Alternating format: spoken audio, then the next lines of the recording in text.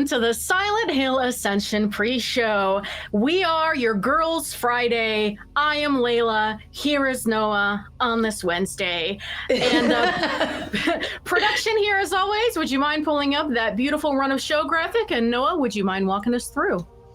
I do mind, Layla. Just kidding. I love doing that. Well, now we're at the pre-show. It's 5:40 p.m. Pacific time. We're here on Mondays, Wednesdays, and Fridays before the show. The show starts at 6 p.m. Pacific time on every weekday.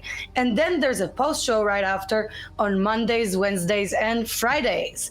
Layla, what are we up to today? Well, as per usual, you're here for Silent Hill Ascension, which is a socially interactive streaming series where all of you collectively shape and experience its evolving story, collaborate and compete with others to try to make the choices you want. When each decision ends, the choice locks in as canon, and that is the version of the show everyone sees. A canon story shaped by you, the participating audience, every day. Right now, production is going to throw up a setup scene video for today, which is as we return to the Foundation, Eric chooses how to present Nora's evidence to Xavier and Barbara.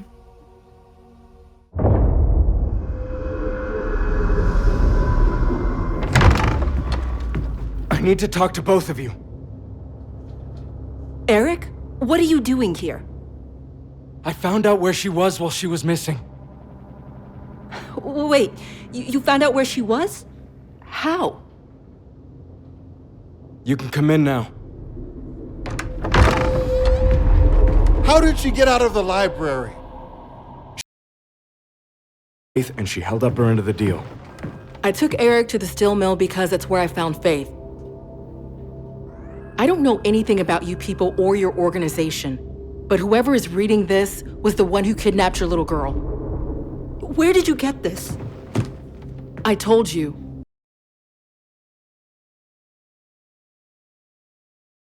We need time to discuss this.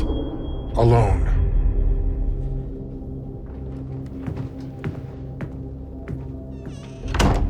Eric, do you believe what she's saying? I don't know. But she was brought to Hope's Junction for a reason. It can't be a coincidence that she came here looking for her dead brother and found my daughter instead. Unless she's the one who took her. Eric, this is likely the woman who stole your little girl from her home. And you not only didn't tell me she'd left this building, but you've allowed her to sow suspicion among us. I just thought she should have a chance to speak.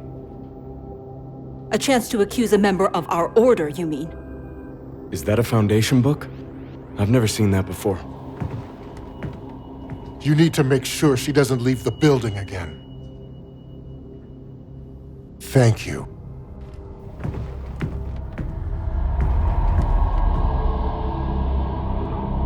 Nora?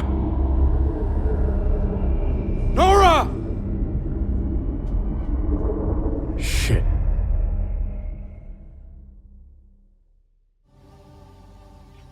Welcome back. We hope you enjoyed that. Now, Noah, if you were, I don't know, locked up in a citizen's arrest by a cult in Pennsylvania, and then you had an opportunity to leave the building even though you were so politely asked not to, would you leave the building? Well, Nora and I have a lot in common, and it's not just that our names sound very similar. I, too, would leave if unwatched in my citizen's arrest. But also, could you tense the tension between Xavier and Eric? And I do think maybe it's because they had sex. They did bone, yeah. That is true.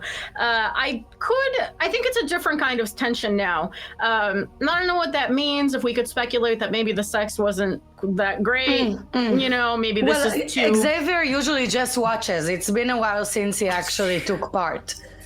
So that's true. Well, he usually plays the satyr, which just means he's a spoiled pillow princess. Right. Oh my God, such a spoiled pillow princess. But you could really I understand Eric because he just wants to know what happened to his daughter. He doesn't care, even though I don't know. Do you feel like Nora is responsible? She says the person who read this book is responsible, and Xavier is like, this chick is responsible, and she's doing all these things.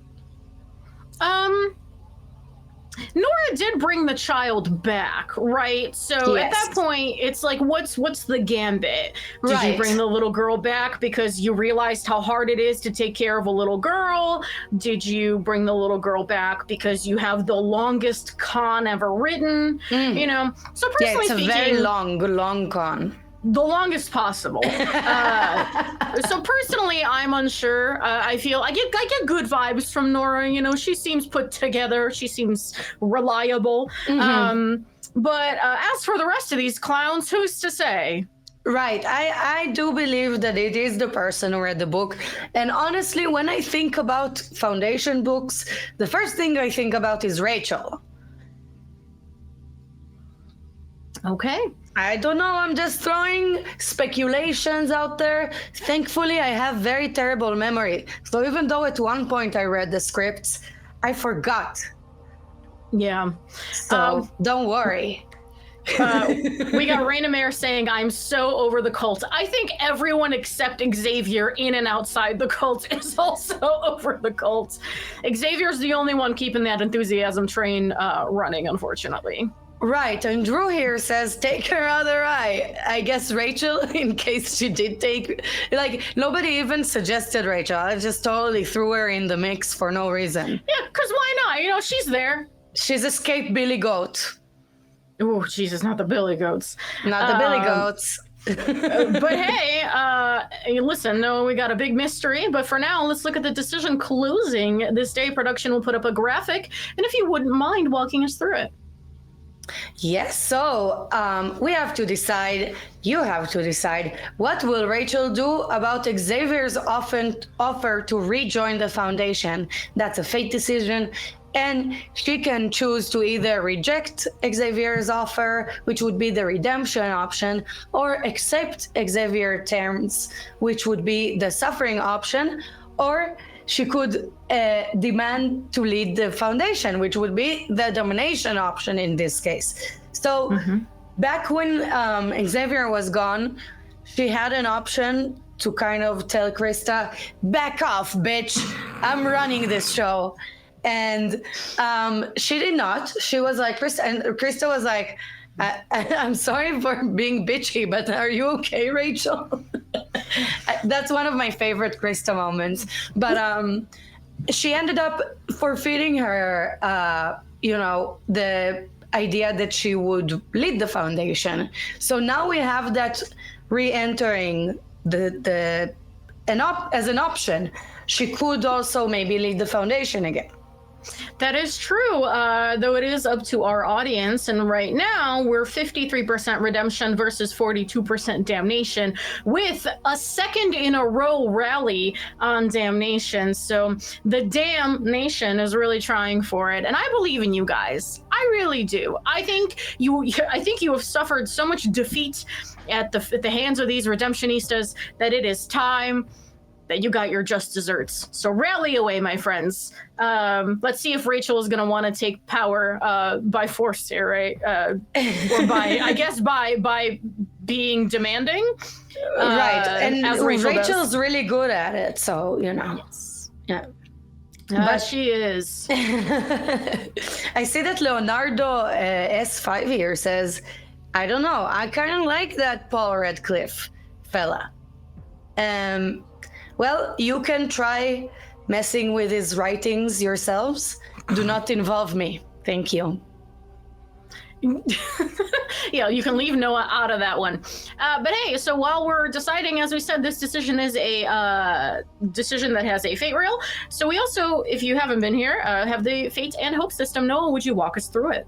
Yeah, sure. So the decisions and the endurances and the puzzles, all of those contribute to whether a character will face redemption, suffering, or damnation in the Silent Hill Ascension final. So their fates decided across the length of the season, and a character's hope needs to be high enough for them to survive a crucial story moment. And we've seen this in the past, what can happen when the hope is not high enough. We also seen what happened when it is high enough. So really, the hope really plays a part here. Absolutely. Yeah, we brought it up before. You know, we saw Toby getting, unfortunately, meeting his bitter end, his early bitter end, and then Carl getting to go off to Bergen in a boat. So listen, more opportunities for characters to meet their fates are on their way. So they're coming. Drew says, I think it's hilarious Carl just abandoned his entire family. And he did just kind of leave. Do I blame him? Yes. But do I also get it? Honestly, Yes. I feel that. I feel like he was absent even when he was present. So might as well get on that boat. The only thing that made him have some kind of sparkle was Mette Kevorkian, the serial She started killer. having a sparkle of her own towards the end. Oh, she sure had. The sparkle really grew and grew into a great big flame that ended up consuming her. But that's really the only time where I saw Carl being like, you know, not a settled wet man, but a man. Yeah, you know, really put some hair on his chest, so to speak. But hey, let's take a look at Rachel's character's profile to see an example of the Fate System production, if you would not mind. And then Noah, my darling, if you would care to read. I'd love to. So, we're talking about Rachel here, a controversial woman. She has strong redemption and negative hope. And the top decision for Rachel was so far, what will Rachel do with the forbidden ritual? As we all know, you chose that she would sacrifice her own eye, which was the suffering option, over the burn the book, which was the redemption option. But she also had a really heated decision. How will Rachel exploit Xavier's absence? And we talked about it before. You chose, be honest and let Krista lead over Xavier put me in charge. So she chose to let Krista lead. And Krista was like, oh, okay, I guess. Cool. Yeah, I feel like sometimes the responsibility just kind of gets handed to you. And that was Krista in that moment. I think she was she was like gearing up for a fight with Rachel, you know, getting ready to fight for her right. And then Rachel was like, no, you just have it. A surprise to everybody, myself included. Right. She really did the unexpected there. Sometimes really just saying, I'm out of here, you do this. I let go of control. As we said, we are pro giving up here in Silent Hill Ascension, not you, the audience, because there's a lot for you to decide who's gonna give up and why. That's right. We are pro divorce. We are pro giving up. We are pro mortgages. A lot of stances really taken on the pre and post show. Right, we will have a manifesto in the end sent to our most dedicated Ascensionists. But meanwhile, you just get to enjoy it live. And we do apologize for being maybe a little bit much for a Wednesday. But I don't know, is there such a thing? I don't agree. I'm not participating in that apology you are getting what you are getting from us. But yeah, but you know, back to the topic at hand. It's interesting finding a pattern because before we had folks dumping a bunch of influence points into every choice, right? And now over time, we see people being more strategic, more, planning a little bit more. I'm a little conniving, that's what I was going for. And now, Rachel's big decisions make more sense, right? Like the taking of the eye, the burning of the book, things that are important, that really have some heft in our story. So I'll be interested to see how it continues to develop over, the rest of the season and what folks think is important and what gets contentious. You know, we see our audience working against each other, so it's always a joy to watch. Right, we do notice patterns of some characters really getting rallies put for them. People are coming together to try to save them as they see fit, or not save them, or trying to figure out what's the best move. So it's really exciting. And by the way, speaking of the eye that Rachel poked out of her socket, her own socket, remember when Faith was like, Mommy, do you feel bad that you took your own eye to save me? I love that. That was so so shady. Like, Just a disconcerting child.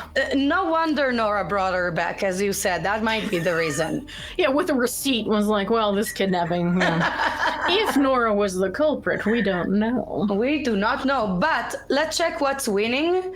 Production, can you show us the graphic again of the current decision, and let's see what's winning here. Currently, Redemption is still winning, but there's yet another rally on Damnation. I think y'all can pull it out. I think so too. I believe in everybody's rally powers. If you're lurking out there with like a lot of influence points and you're in the Damnation, now's your chance. Be a hero. Be a hero. Yes, go for it. So honestly, I would be tempted to accept Xavier terms. I know it's not really like going right now, the suffering option, but I do like a good suffering. I would accept his terms only because I know it would come with the hottest gossip. Right. That's kind of my only reason. So I don't think that's a very good reason. But hey, Noah, so after the show, we'll be here for the endurance scenes. Would you care to walk us through that? Sure. So when the endurance scene starts, you'll know it. You'll have time. You'll have to time your inputs to the actions you see on screen to help our character. And collective success means that the character's hope will rise. Otherwise, it will fall. And if a character fails enough endurance scenes, they may not survive future encounters. So that would lead to their permanent death in the story. These endurance scenes are one of the best places to earn large amounts of influence points so you can rally and you can make an impact here. But just remember that success or failure, that's a part of a collective story here. It's not an individual judgment. If you want Layla and I to judge you, please, leave it in the chat. Not on the endurance. We're not going to do that. We'll judge you for any other reason. But the show is starting very soon. So, Layla, would you do the honors of recapping for us?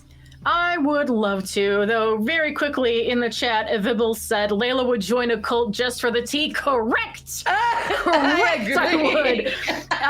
But yeah, so we've got Xavier extending what seems to be an olive branch back to Rachel while things with the Withering accelerate. And over back in Norway, we got Brits in some unusual circumstances. And we didn't talk a lot about Norway here in the pre-show, but boy howdy will we revisit them in the post-show. But just as a reminder, there's a lot going on with Brit. Look, Orson is still acting up. There's a creepy book. Aurora's back in the picture. Just a lot to wrap your heads around. But for now, it is almost a time for the show. We will both be back here for the post-show. You can come back into our loving, judgy embrace once you're done with the endure scene. But in the meantime, thank you for joining us. And Noah, do you have anything to wrap us out with? I hope y'all are going to really pay attention now, because Layla and I are going to break it down for you after the show. So see you later. Bye.